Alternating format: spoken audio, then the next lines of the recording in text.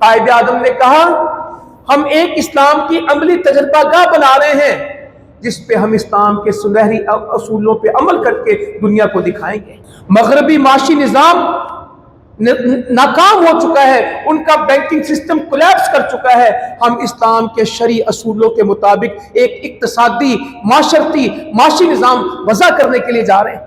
ہم قرآن مجید کی بنیاد پہ اس ملک کو بنا رہے ہیں۔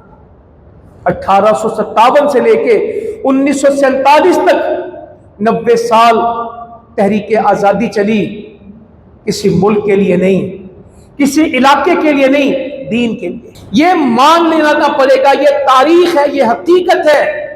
یہ ملک جغرافیہ کی بنیاد پہ نہیں بنا، نظریے کی بنیاد پہ بنا ہے۔ یہ پہاڑوں پہ، دریاؤں پہ، صحراؤں پہ، جنگلوں پہ، باغوں پہ نہیں بنا، یہ فیکٹریوں، پلوں، سڑکوں کے لیے نہیں بنا، یہ بندرگاہوں اور گزرگاہوں کے لیے نہیں بنا، یہ لا الہ الا اللہ کی ایک عملی تصویر کے لیے بنا تھا کہ ہم اسلام کی ایک سرزمین آباد کرنے جا رہے ہیں۔ خون دینا دے دو، اولادیں قربان ہوتی ہو جائیں، سب کچھ چھوڑ کے خالی ہاتھ آنا پڑتا ہے، آ جاؤ۔